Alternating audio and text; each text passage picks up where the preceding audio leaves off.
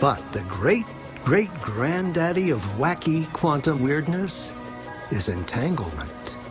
If time reversal symmetry destroys the notion of time, then entanglement crushes our experience of space. Two objects, two electrons created together, are entangled. Send one to the other side of the universe. Now, do something to one, and the other responds instantly. Instantly. So, either information is traveling infinitely fast, or, in reality, they are still connected. They are entangled. And since everything was entangled at the moment of the Big Bang, that means everything is still touching. Space is just the construct that gives the illusion that there are separate objects. Are we far enough down the rabbit hole yet?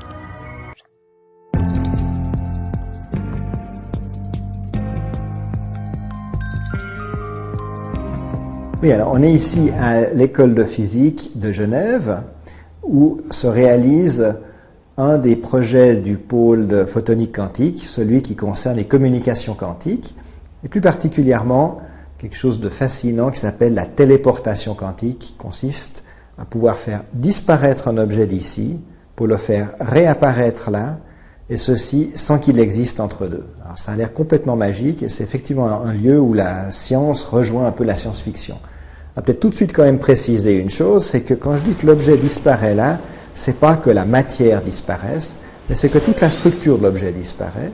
Et de l'autre côté, la matière est déjà là, mais elle n'a aucune structure au début, et ce n'est qu'à la fin du processus de téléportation qu'elle acquiert toute cette structure.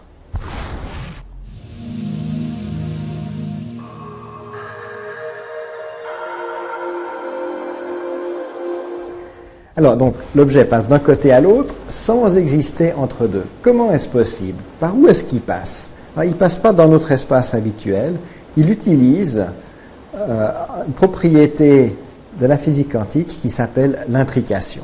L'intrication, vous n'allez pas le rencontrer comme ça dans la rue ou dans votre chambre à coucher, ça n'existe pas dans notre monde habituel, c'est une propriété de la physique quantique.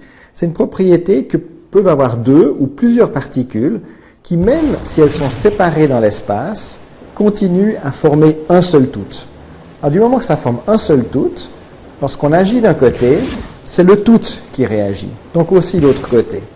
Et donc c'est comme ça qu'en téléportation, en agissant d'un côté, on va pouvoir avoir l'objet de l'autre côté qui réagit. Je vais peut-être juste préciser ici qu'on ne va pas pouvoir utiliser l'intrication pour directement communiquer une information, pour faire comme une sorte de téléphone instantané, parce que lorsque je vais agir d'un côté, la nature, en physique quantique, réagit de façon aléatoire, en suivant des lois de probabilité, et ce n'est pas moi qui vais pouvoir contrôler la manière dont la nature réagit. La nature va réagir globalement, mais de façon non contrôlée. Donc il n'y a pas une information contrôlée qui passe d'un côté à l'autre.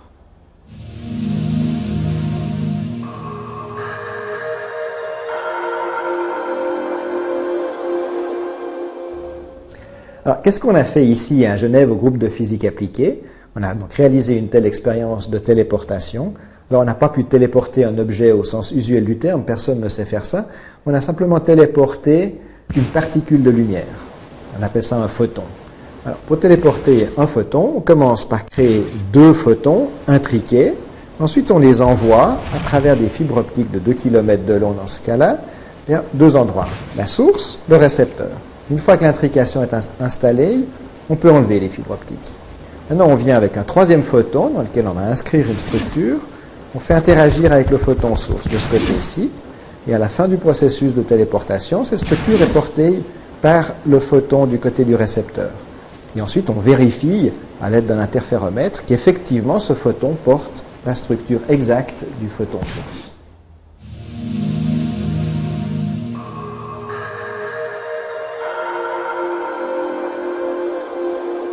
Alors, quand même, la première réponse que j'aimerais donner, c'est que ça sert à la fascination du physicien et à la fascination du grand public, parce que finalement, deux objets séparés dans l'espace qui continuent à former qu'un seul tout, c'est complètement nouveau, c'est révolutionnaire et il y aura des applications de cette physique quantique. Alors, la réponse standard, je vais vous la donner, mais je vais peut-être juste revenir 150 ans en arrière, au début de l'EPFL. Il y a 150 ans, il n'y avait pas de caméra vidéo, mais il y avait déjà des physiciens et ils travaillaient à l'époque, entre autres, sur l'électricité, le magnétisme. Et il y avait certainement déjà des gens qui leur disaient « mais ça sert à quoi ?» Et alors eux, ils parlaient d'électrons et de choses bizarres comme ça, et ils étaient fascinés.